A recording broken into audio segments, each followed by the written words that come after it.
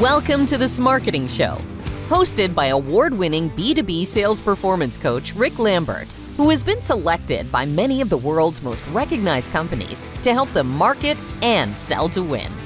Let's join Rick now. Hi, I'm Rick Lambert, and welcome to our first marketing show of 2022. Thanks for joining me.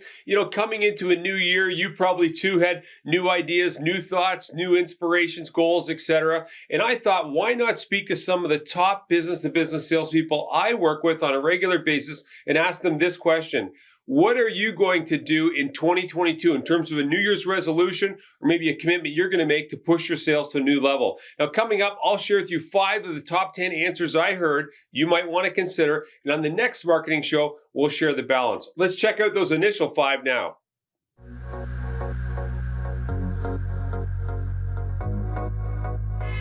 Hey, behind me here is a wedding procession, arguably the biggest commitment you can make.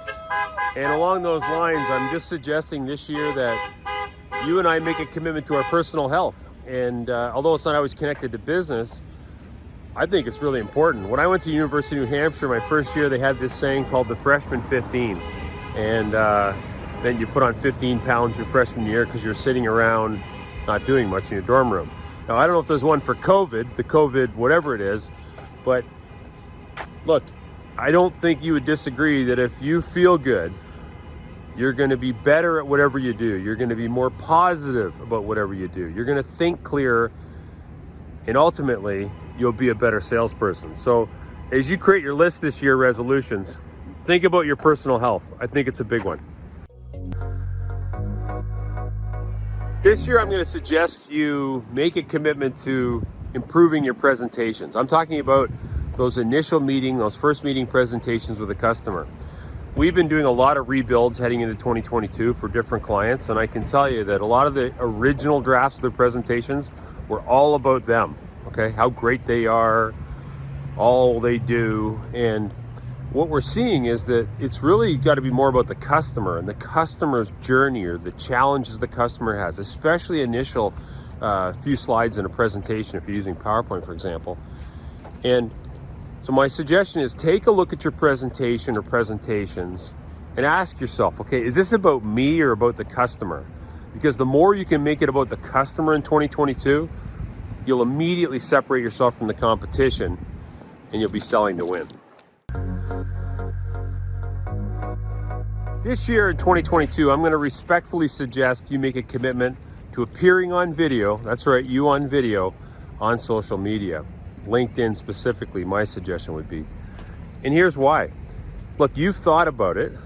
You see others on there saying, hey, I could do as good as him or her or whatever. But why haven't you done it? And the objections we hear, having coached hundreds of salespeople from tech sector, real estate, financial, you name it, is I don't know what to say. I don't want to look like a fool. I get it. Sometimes, though, as you know the old saying, the biggest risk of all is not taking one. And so this year, make a resolution. Try 3 videos. 3 videos. I think you'll be overwhelmed by the positive feedback you get. Forget about what your teammates say. They'll just be jealous. But make a commitment this year to shooting some video. I think you'll be pleasantly surprised.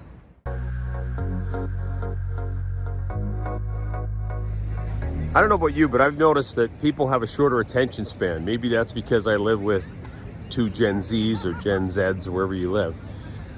And I think this year in 2022, as sales professionals, we need to make a commitment to doing whatever we do shorter, quicker, faster, whether that's emails, presentations, our dialogue with customers.